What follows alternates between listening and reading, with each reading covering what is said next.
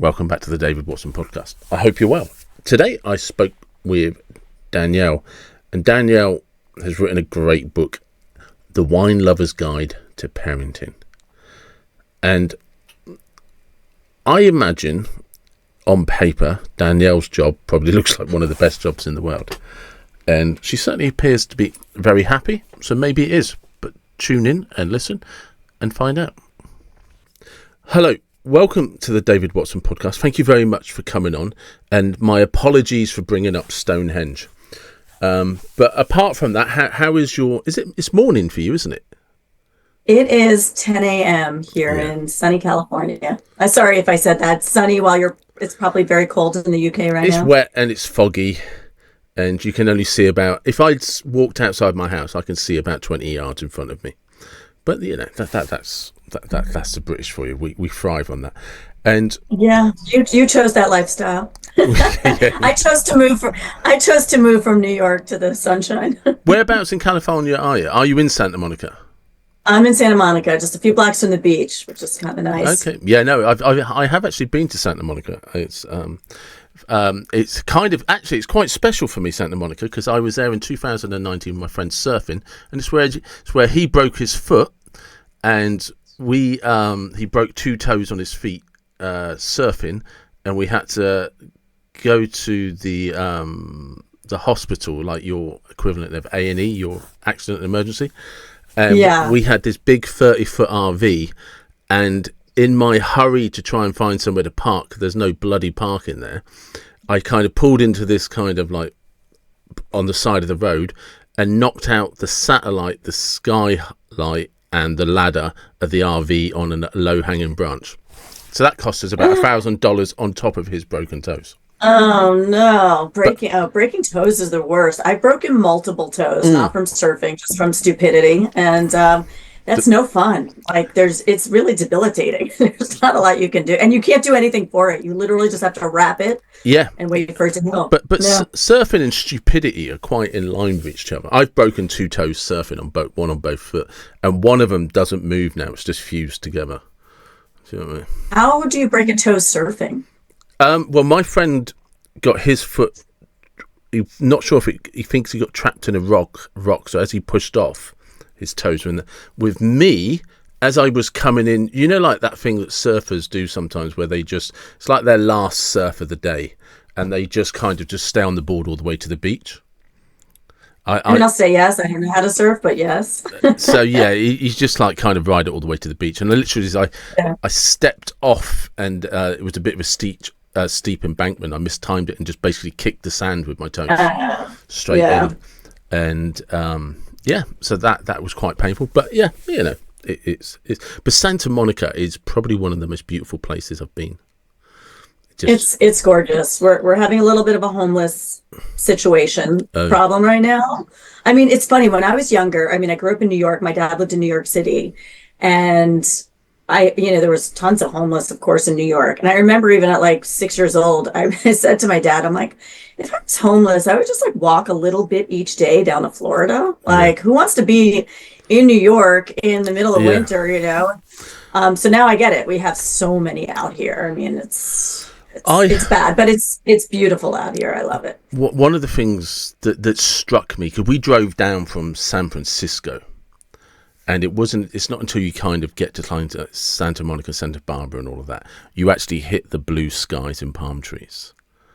And then you're like, oh, right, okay, now I get it. This is the California that I recognize, you know. Yeah, it feels very California. Yeah, Northern Cal, you get a lot of that fog and marine layer. We do get marine layer sometimes, like we call it June gloom here, or now it's starting to happen in May, so now we've coined it Gray May. But I just had a friend visiting from London, and took her to all the the hotel rooftop bar that we watched sunset at, breakfast on the beach at one place, and it's just with the palm trees, it really is picturesque. It is. It's stunning. It's stunning. And I'm going to segue slightly different. I have a question that I ask at the end of my podcast, and it's a very random question, right? And we're still going to answer it, but I'm going to segue towards your book, The Wine Lover's Guide to Parenting. So based on the fact you used to work for Moet Hennessy, I want you to imagine there's a time machine. You can go anywhere in the world, right, at any point in time. What would you be drinking, and what chapter would you read from your book? Oh, that's a very good question. It's not bad for just just right off the top of my head. That's not bad, is it? That is pretty good. Well, yeah, I still work for Moet Hennessy, so I am very, very. That's my the book thing has been my second job. It's been a second full-time job, but I still am very lucky to work for Moet Hennessy. I'm an equal opportunist drinker. We've got a full portfolio. We've got a full portfolio of spirits. We've got Belvedere, Hennessy, Glenmorangie, Ardbeg, wines from Cloudy Bay from New Zealand, Joseph Phelps from Napa, and obviously, and tons more, and obviously the most beautiful champagnes in the world: Dom Perignon, Krug, Moet, Veuve Clicquot, Chandon Sparkling. So I'm very fortunate with the brands that I get to represent. It's very hard to say what I would be drinking. Like it's like choosing your favorite child. And like I said, easy. I'm an equal opportunist drinker. I love a good whiskey sour. That's my drink of choice, or a Gold Rush, with bourbon. I love champagne and I love wine. I think it just depends. It's always on my situation. So to your question, anywhere in the world and what I would drink, I mean, I feel like, because I'm a big traveler too. So it's not even, I guess, like the time machine. It's just I'm thinking about where haven't I been yet? That's high on my list. And what would I want to be drinking? I mean, high on my list next would be a South African safari. Okay. And I feel like I would be drinking a whiskey sour there. I don't know why, but I feel like a nice whiskey sour with bourbon. I'd also love to be on an over-the-water hut in the Maldives, but that I'd love to be enjoying some like crew or ruin our bubbles. Okay, so I'll give you an option, right? And I'm going to go 1920s Art Deco Paris. And do you know the Art Deco flat champagne glasses? They're like the coupes? Yeah. Instead of having the vase shape, they're like a flatter glass. It's like a 1920s Art Deco or a 1930s champagne glass. So we're going to do Paris, Art Deco, drinking champagne. What would you read me from your book? Oh, okay. I would read lesson 2, much like a fine wine, a kid needs to breathe. And why I would read that is because most people, when they drink champagne out of flute glasses, it's really not the ideal way to drink champagne. We like the coupe glasses. We like a wine glass even, because you need something that has a little bit more of an open lip, because you want to get the aromas as you're sipping it. You want it to open up. You want it to breathe. You want it to aerate. So that's what this chapter is about. Much like a fine wine, a kid needs to breathe. A kid needs to aerate. Oh, sorry. My dog is. That's okay. We'll have a conversation about your dog in a minute. That's one of my favorite questions to ask guests if their dog turns up. Somebody's like doing work around the corner and he's a big shot. But so much like a fine wine, a kid needs to breathe. So my book, A Wine Lover's Guide to Parenting, quick plug, is it's a tongue-in-cheek satirical book on how to raise your kids to wine terminology. It's written like a children's illustrated rhyming book, but clearly made for adults given the content. And every time I use wine terminology like aerate, breathing, Bordeaux, which is all captured in this chapter, I give the definition or talk about the style. So if you'll indulge me, I will read this. Yeah, please do. Read this chapter. Much like a fine wine, a kid needs to breathe. You need to let your kids breathe. How else will they grow? If you're shielding them from life's downs, how will they know the lessons we're meant to learn that life tends to show? It helps for them to learn to get up on their own when they feel so low, because learning from their mistakes will help them to reap the seeds that you sow. If you don't let them aerate, who knows what you might create? Your job is to raise them for independence, to one day be on their own, because you can't always solve their problems and wipe their ass when they're grown. Sorry. Don't coddle your kid, because then how will they learn? When playing with others, they need to take their turn. Or when they're older and working, skills needed to earn. Let them grow, don't be too overbearing and baby them too much. You can't always be there acting as a crutch. They need to fall in order to learn how to get back up on their feet. They need to understand being a good loser when faced with defeat. They need to know life's about misses in order to appreciate when there's a hit. They need to know there will be bumps in the road, but you can't ever quit. You can teach them that the bumps in the road are going to be okay. Don't hide behind them, but handle them in a mature, problem-solving way. You just brush yourself off and dust the urge to fall apart away, because the most important part to this is the lesson you take away. In the end, you're going to have to let them make a mistake, even though watching them fall, not literally, makes your heart ache. The best lesson is don't cry over spilled wine, milk. Learn from it and grow. That will make them a fine individual, like a nice bottle of Bordeaux. Very good. I like that. That's a very nice finish. Very nice. That's very clever. Well done. It has a nice finish, like a nice Bordeaux. Yeah, no, that's good. That is actually really good. Thank you. Yeah, I created this book. It's again, I don't profess to be a professional studied, psychologist of parenting and all child rearing and all that. It's meant to be fun. It's meant to be an homage, to all the great parenting I see around me. And look, I always say, because I'm not actually a parent, I'm an auntie extraordinaire, I like to say. But same. I say I'm an uncle, so we live in different values and rules. As in, absolutely. The rules do not apply to us. They're a parent's problem. Our job is to be fun. That's right. We get to be fun. We don't need to pay for college or university or anything like that. And when the real chaos happens, we send them back to the parents. Yeah. But I always say, you don't need to be a parent to know good behavior in human beings. Manners, and what you want to see in behavior in children and adults. And also, parenting from the sidelines, me getting to watch it, I have an outsider perspective on, like I said, all these great people I see around me. I'm an aunt, like I said, not only to my niece and nephew, but so many of my friends' kids call me Aunt Danielle or Aunt Dee Dee, because they couldn't say Danielle when they were younger. And also having worked in the wine industry, I have that perspective from the sidelines of having some fun with it, seeing the parenting parallels to wine, and just, having a little bit of fun, helping parents to laugh and be seen and have some fun along the way. I think one of the advantages of being an aunt or an uncle, which is something I've said to my own sister, is parents don't often see that they actually have good kids. Do you know what I mean? That they'll flip out over one behaviour or one incident, and sometimes as an aunt or an uncle, you're able to sort of say, "Yeah, you're right to correct that, but don't forget you have a good kid." Do you know what I mean? Yeah, and to that point, also sometimes, like one of the chapters I love the most in here too is about you don't want your kid to be a mulled wine, right? Mulled wine's supposed to be spiced, heated, packed with a punch. That's the drink.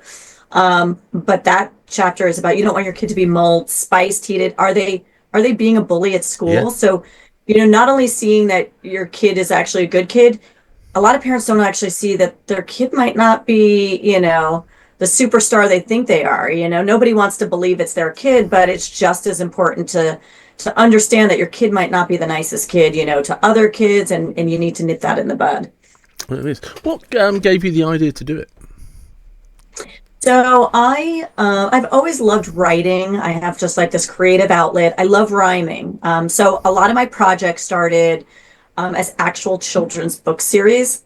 And one, if you heard the book Go the F to Sleep by Adam Mansbach, that came out about 13 years ago, which is when I wrote this book. And it gave, the book created this new genre, this new type of adult children's book. And so at the same time, I was watching my niece and nephew, who were very young at the time. And although they're great kids, they were whining about something insignificant. And I said, Aunt Dee Dee drinks wine. She doesn't listen to wine. So from there, the wheels started turning. That's the good. The wheels started turning because, again, working in the wine industry, and being a wine lover, I love the idea of making wine knowledge accessible, fun, easy. Adam Mansbach book, Go the F to Sleep, came out. So I was like, great, here I have this, skill ability of like being good at rhymes. I love making wine knowledge, easy and fun, or, accessible for people. Oh, I drink wine. I don't listen to wine. Oh, there's some fun parallels. So it all just kind of clicked and came together for me that this would be a fun book. Thinking about all the ways to tie wine terminology to human behavior. Yeah, and I mean, California has a good wine region as well, so it's a good place to do it. Oh, beautiful wine region. Yes. Napa Valley. I mean, even the Central Coast, everywhere. There's gorgeous wines. Yeah. I So love you tasting were them all. red, white, or rosé? Depends on my mood. I am heavy white in the summer. Yeah. Love a good Sauvignon Blanc, Chablis, Sancerre. And also if I'm eating fish, I drink more reds during winter, or particularly with like heavier meals. If I'm having a good steak, I love a good bold red. So it really depends. And rosé, more so in summer as well. Yeah. Like I said, I'm an equal opportunist drinker. I'm an equal opportunist wine drinker. I was just last year I was in France surfing again, and we'd actually gone down to Christ, I forgot the island I went down to. It's next door to Sicily. It will come to me. Was that not East? No, not. Oh, I said there's an island near there that like I know a lot of people are going to lately. A friend got married there. Yeah. I'm just looking it up quickly on the internet. French island. It's too No, many. I have it bookmarked. I think, on my Google Maps. I'm going to look it up while you're thinking too. Yeah.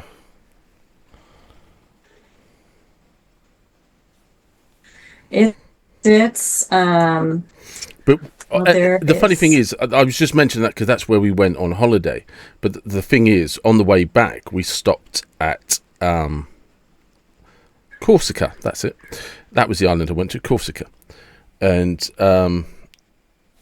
the on the way back, we went to Orleans, the town that New Orleans is named after. And just like random restaurant in Orleans. And if it's an amazing town, but it's not very touristy, which is really weird, because it's also the home of Joan of Arc, but it has a really like low tourist footprint. But it's probably one of the most stunning French towns, cities that I've been to. And we went into this random French restaurant, and we were chatting to this like guy who was just like, can we have a bottle of wine? And he was just like, the problem is, he said, we only really serve local red wine, and he's like, it's €50 a bottle. And we just like, we're on holiday, we'll give it a go. And you know what I mean? And this wine, this red wine, it was anyway. Needless to say, we ended up doing 3 bottles of this stuff, and it came to like €150 for a wine session. But it was just stunning with steak. Do you know what I mean? Because the French cook a really good steak.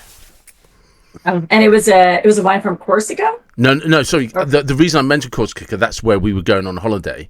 Had been on holiday. The wine is specific to Orleans. Yeah, it was in that region. It was like the problem with driving to Corsica from the UK, because we drove all the way through France to get to the ferry to Corsica, is it's 2 days to get across France. Just, do you know what I mean? Oh, wow. Yeah. So on the way back, we stopped at, was like, do you know what? Our stayover place is going to be Orleans. And I'm going to add that to my Google Maps, a place to bookmark and go. Yeah, Orleans is a stunning, and they have some. We stayed in a really lovely Airbnb there. I'm going to bookmark that and hope it doesn't get too touristy in the future. I like a non-touristy town and place to visit. I love France. It's a really nice town, and it came alive at night. We were sort of walking through in the afternoon, and the streets were fairly dead, and at night it's just hustle bustle, everyone eating and drinking outside on the streets. It was lovely. Oh, I love that. Yeah, yes, one of those not what I was expecting, and completely blown away by the surprise. Oh, that's the best thing, especially when traveling. That's what I love about traveling. I love going to small little towns and discovering things that not many people know about. There's, if you ever get to northern Spain, there's a town called Saraut in the Basque region, and you need to look up their celebration day, it'll be in September, and it's like the Basque Day of Independence or Day of Celebration, and it's in September, and they have this massive celebration in Saraus, and they all dress up in traditional northern Spanish gear, clothing and stuff. Really nice. Wow. I'm going to Spain I was in Barcelona a couple days many moons ago, but I'm having my first real trip to Spain in March, so I'll miss it in September. But yeah, I'm going to Madrid, San Sebastian, Rioja, San and then the Sebastian's Canary nice. Islands. Yeah, San Sebastian. I'm very excited. I'm very excited to eat my way through that city. Yeah, I've been to San Sebastian a couple of times surfing. Whereabouts in the Canary Islands are you going? You actually Tenerife? Yep. I've not been to Tenerife. I've been to the next island along Fuerteventura. But you'll enjoy Tenerife. I'm very excited. So I'm sensing a theme that you're a big surfer. I'm pretty crap at surfing as it goes. And I don't surf that often now, but I managed for the last probably at least 10 years. I've managed to do 2 weeks surfing every year, and me and my friend Duncan go somewhere different every year. So I've managed to do Fuerteventura, I've managed to do a bit of Morocco, I've surfed from San Francisco down to San Diego in those 2 weeks. And we'd literally surf, drive down to another beach, surf, drive down to another beach in however many days. So we've done kind of from the whole of southern Portugal right up to Brittany in France, done the whole west coast of Europe. Yeah, I imagine you don't get a lot of surfing in the UK. You do, yeah. Southwest is probably one of the best places in the world to surf. Okay, good. Yeah. It's people don't realize. Yeah, it's actually well known. It's one of the best places in the world for surf in Southwest England. Clearly, I'm not a surfer. I'm a little scared of. I don't know. I'm scared of sharks. They're getting really ballsy these days, and coming really close to the shore, and also I think with social media we're hearing about it more. Than we ever did. We don't get sharks in the UK that you have to worry about, whereas you actually do. Yeah. You get some serious stuff, but Yeah. So how long you been working for within wines and stuff? In the drinks. So I started my career. I originally was in the entertainment PR business. I worked for Miramax Films for about 6 years. And I traded red carpets for red wine. I had worked for Miramax. I moved out to LA from New York, and there were no studio jobs at the time, which is what I was doing. And I really enjoyed being on the studio side, but I really wanted to get to LA, and a PR firm that was representing talent directly hired me. And I just realized that's not the role for me. No disrespect to personal publicists, but if you saw the movie Jay Kelly that just came out with George Clooney, and Adam Sandler and Laura Dern are, his publicist and his manager, it's, that's a lot of the lifestyle. Like, your life is your client's life, and that's not for me. It's a hard job. It's a hard job, and I like to do my thing. I like to live my life. Like I said, I travel all over. Like, I want to be on Danielle's schedule when I can. So I decided to leave that, and I quit without having another job, which is very unlike me. I'm very type A. And my sister was working for a company that worked for Bacardi USA on the East Coast, and she knew somebody that they said they were hiring out here in California. It was very entry-level job. So I took a big pay cut back, because I was like, no, I'll just do this until I figure out what I want to do with my life when I grow up and so forth. And, I was there 10 years working for Bacardi USA. Now I've been with Moet Hennessy. I'm nearing 12 years. Don't do the math on how old I am, but, I'm only 21. But it just turned out I'm very fortunate to, in that career pivot, have fallen into a new area that turned out to be a fantastic world. As I said, I've always been loved wine and spirits, and now being able to be employed in that workspace and in that field, and also with 2 amazing companies. I built this new career around it, and it's been so rewarding and fulfilling. I love it. Where's the best places you've been able to drink? I mean, I think anytime that I get to experience my brands at their roots, it's just been I never get tired of it. I mean, for example, like I think I'm gonna have the opportunity to go back to Champagne in the fall, Oh man. for probably the eighth or tenth time. It never gets old. It never gets old going down to the Criers and Ruinart. It never gets old going down to the cellars and the Criers above Clicquot, hearing the history and seeing where they hid people and housed people and worked, during World War, One and Two. And there's so much history going to Cognac and seeing the barrels of the eau de vie of Hennessy from the 1800s and getting to sip out of the barrel. Like, it's so mind blowing. It's so rewarding. It really is such a special experience. Because those chateaus and their cellars, and like you say, the history, just the history around the barrels. People don't realise just the arts and craft that goes into the keeping of those barrels, let alone the maintenance and making them. They're just. I keep muting myself and yelling at my dog in the background. I'll zip it. Yeah, no, I mean that's exactly it. People don't quite understand, why is this brand more expensive than the other brand? It's because of the craftsmanship that goes into putting that product together. There's a lot of work. There's a lot of history. There are vintage wines that are blended in with it. Like, it's such an art. It's spectacular. And when you get to live it, and I'll tell you, the champagne, the Hennessy, everything tastes different when you're drinking it there, surrounded by all the history, and it's so special. Yeah. Because this is the thing is, I think one of the things that has been lost as we've kind of modernized in the world is that and France still does this very well. You can kind of walk into a shop and it's more like a cellar, and they've not lost that traditional sense, which is. And what I mean is, because you and I, well, me, I don't know what but we're often going to go and buy something off the shelf in the supermarket, even if it's a good brand and a posh brand. Whereas, you can still go to places in France and you're in a stone cellar, just picking up bottles off, from, with things that have been sitting covered in dust. It's just amazing.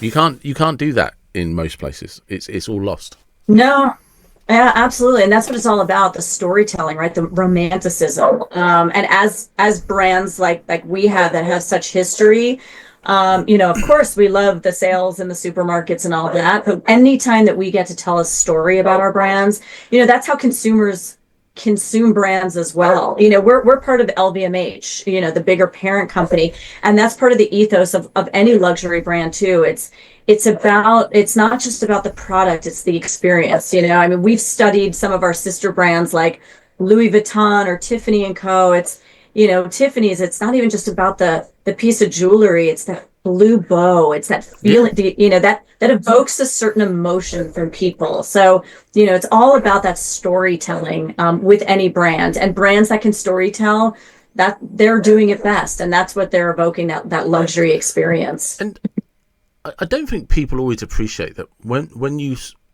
like, we have iconic brands, the reason they're iconic is because of the excellence behind them.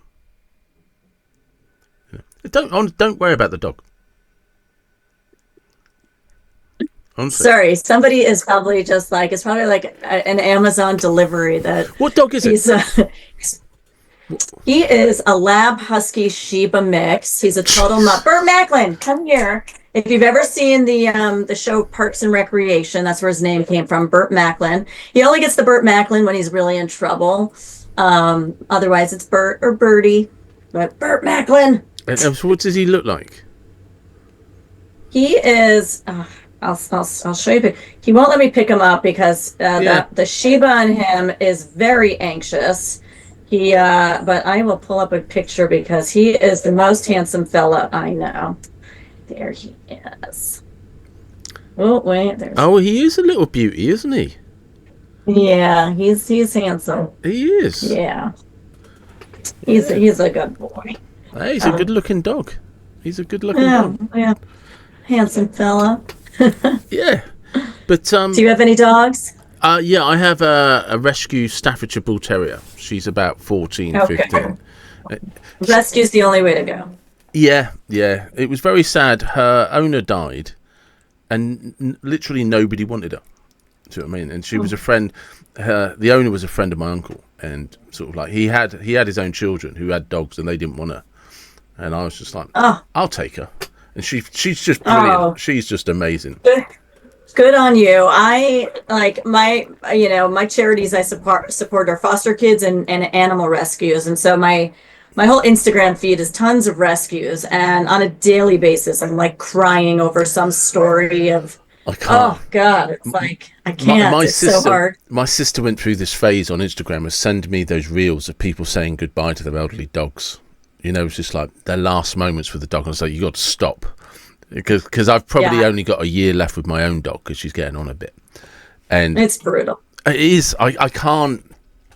It just ruins my whole day because I know. You know, so it's just like I can't do it. It is people saying goodbye to their dogs. It's one of the few things that I go from like happy to sobbing my heart out is when somebody's saying goodbye to their dog. It's just like no, because you know what they're losing. Yeah, it's sort of, I saw a funny meme on Instagram, which is so true. It's like, women will, it's not even just women, but people will get, cry, like furious and crying, can't watch a movie where a dog dies, but they can, I can marathon a serial killer movie or anything. Yeah, absolutely. You can kill the husband, the wife, and the kids, but do not touch the dog. No problem. But you touch that dog. Well, if you think about it, the whole John Wick series started because the dog was killed. I was just gonna say John Wick. Yeah, I get it. I get it, man. You killed my dog, right? That's it. We're having absolute carnage. Have you written other books? Sorry, have I written other books? Yeah. So I've started a bunch of projects. Like I have a children's book series I've started. I have a great idea for I think would be a great movie, and I'm not good at. I don't think I could write like a whole screenplay and a whole. I'm not good at styling a screenplay. So I initially wrote it as a short story, so I could register it and register with the WGA. I'm thinking about writing it as a novel down the line. As I said, I have a full-time job and. So, but I am working on, I've started part 2 of A Wine Lover's Guide to Parenting. I've started A Whiskey Lover's Guide to Dog Breeds. So that I've been working on. And, that's a little easier and quick, to put together than a whole novel.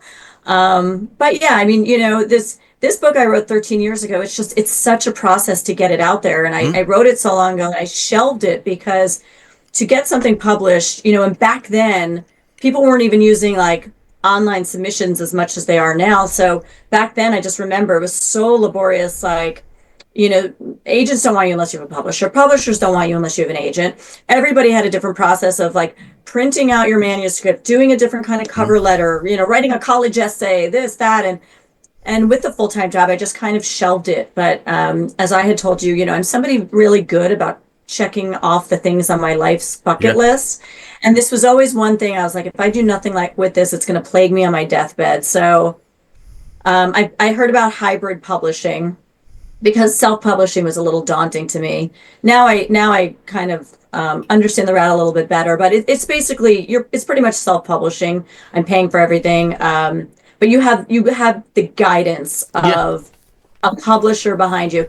So it brought my book to life. It's still really hard. I'm doing the PR hustle and the promotion hustle all on my own.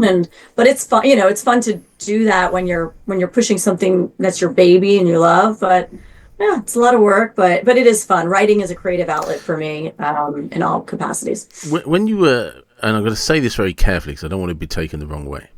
Do you remember back in the day, long before mobile phones and the internet was ever a thing, people used to always have reading material in the toilets?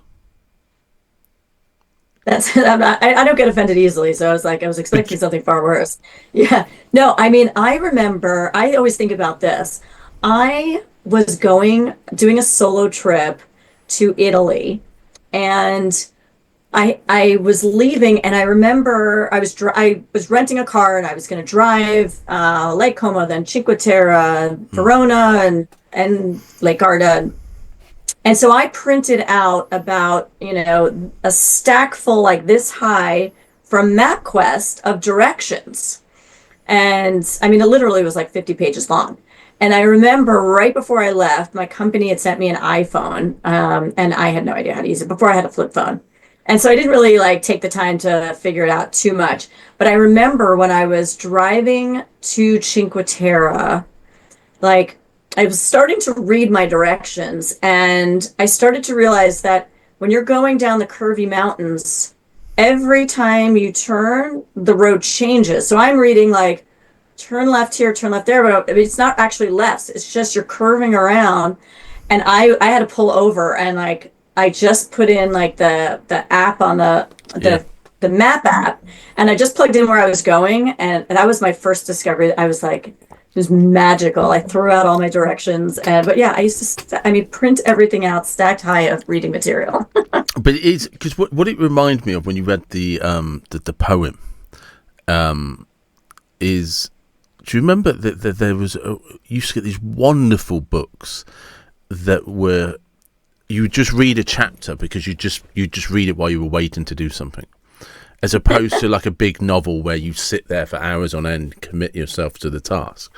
And yeah, I loved those books. They'd be like books about facts. There'd be jokes. There would be rhymes. Do you know what I mean? There was something that you would always just pick up, and that's what what it reminded me of when you read that chapter. I love that. Well, my book can be read on the toilet or anywhere anyone desires. It's just sometimes when I was a kid, I remember going into these houses, and people would have like a little bookshelf in the toilet. Oh yeah, totally. Magazines, books. Yeah, and it would be quick reading stuff that you just, and that's, I just like, and whereas now we kind of call them coffee books, or and they get, and you just put them there.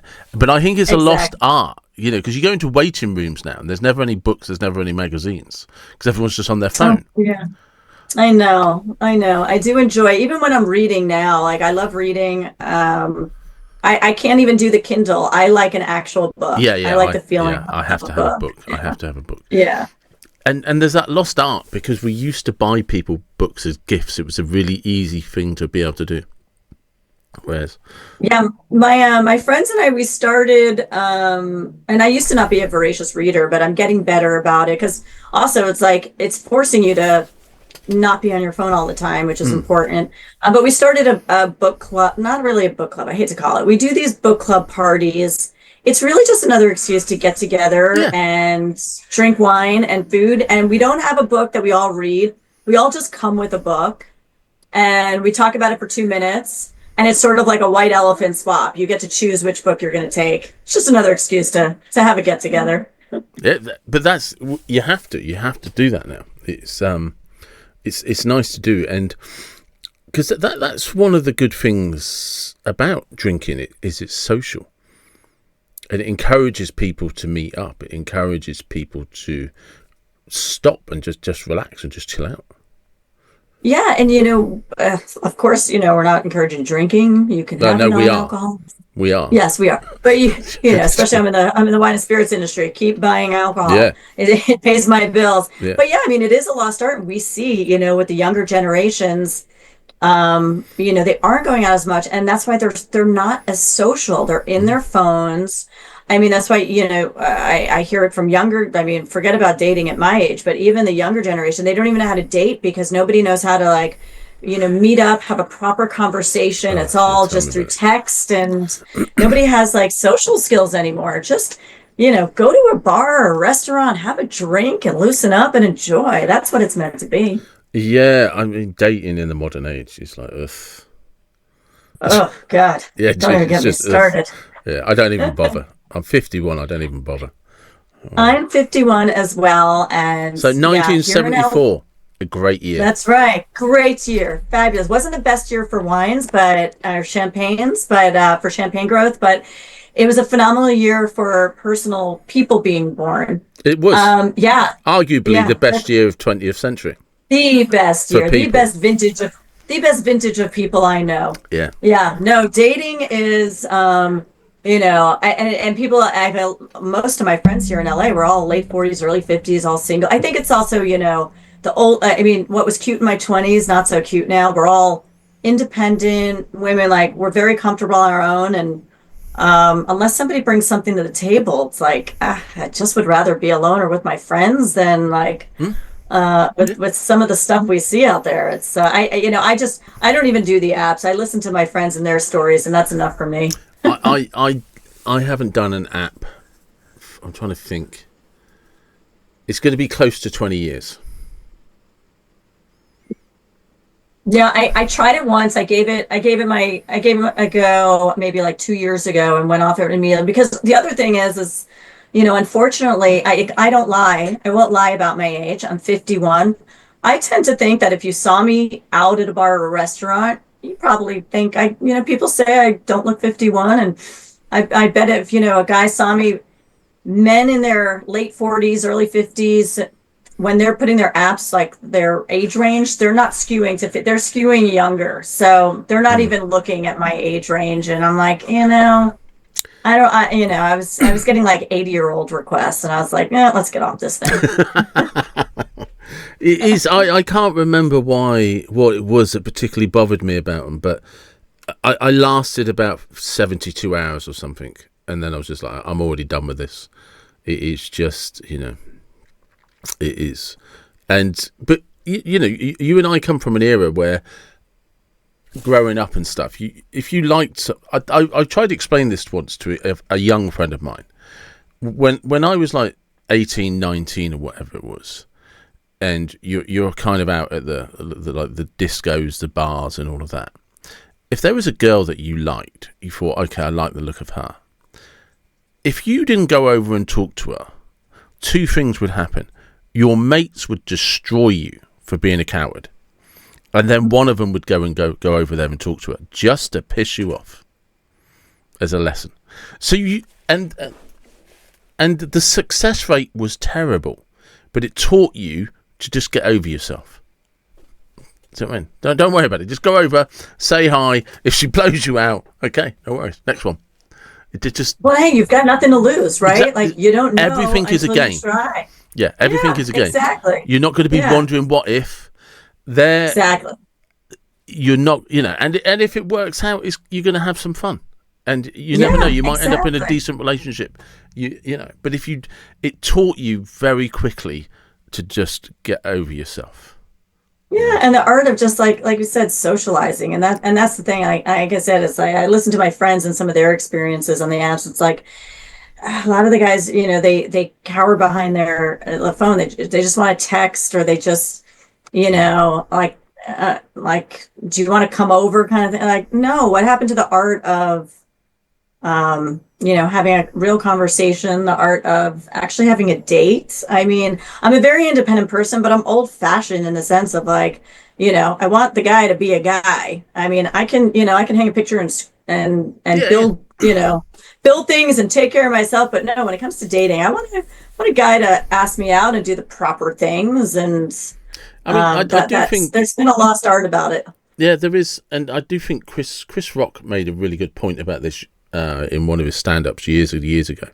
And he talked about I think it was his parents. He said, like, his dad went out to work at 7 o'clock in the morning and never got home till 7 o'clock at night. He said, if you were in hospital and had broken your arm, your dad found out when he got home. Nobody rushed to tell him. Your mum had no way of talking to him. He says, I've probably speak to my wife on the phone with messaging or whatever more times in a day than my parents spoke in a decade. Because they never saw each other. And that's why the relationships worked.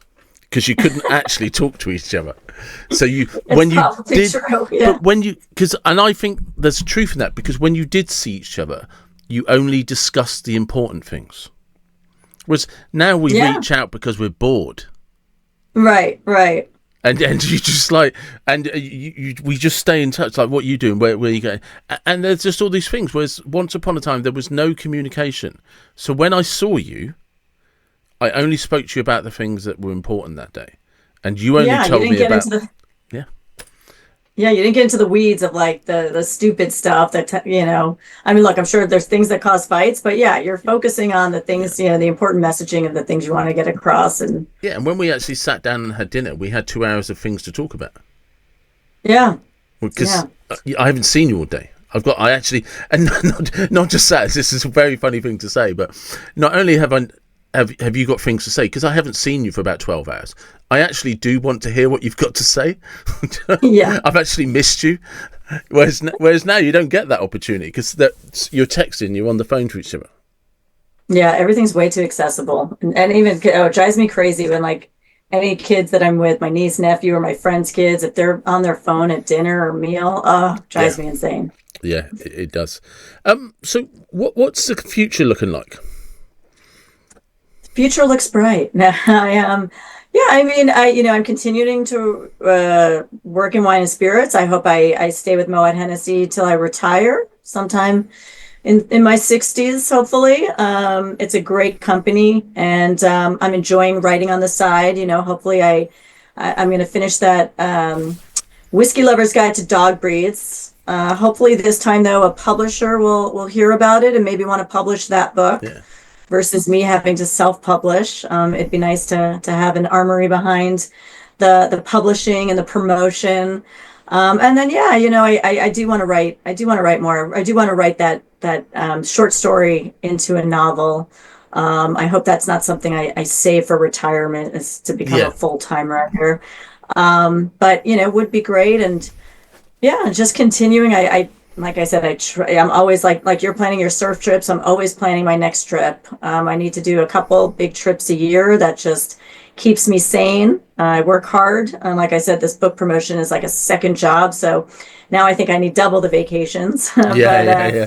yeah, always planning my next travels. I want to see the world. I want to see everything, eat the foods from every country, and see the cultures. So it's figuring out where I'm going next. And where can people find you?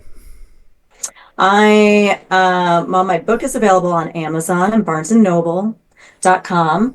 I am on Instagram at Create a Great Story, and I coined that not before I started writing or publishing my book. So it wasn't even about creating a great story for people to read. I coined it because I feel like I'm creating a great story to my life with all the travels and life experiences I do. So I'm at Create a Great Story. And my website just launched. It's DanielleFrankAuthor.com. Nice, very good. And lastly, my random question that I always like to ask everybody is: imagine you have a time machine. Now, the time machine is a car of your choice. What would the car be? Where would you go? And what would be playing on the radio?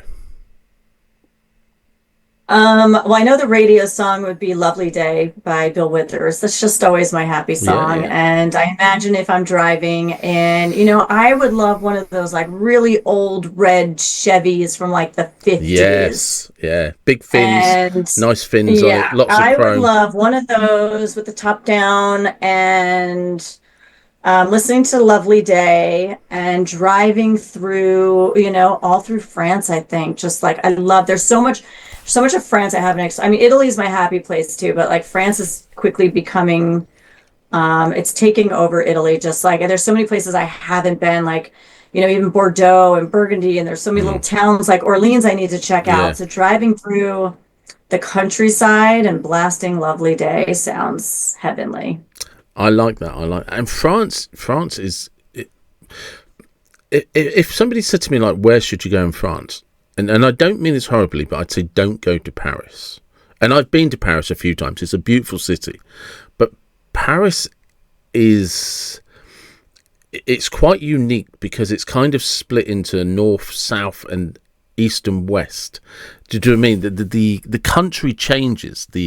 It's and like the south of France is completely different to the north of France in landscape, and it is a really beautiful country made up of lots of villages and small towns, and the history goes back thousands of years. So you can kind of meander through France by avoiding the main road, the motorways and stuff, and you can meander through it, and it's gorgeous. It's so beautiful, and Gorgeous.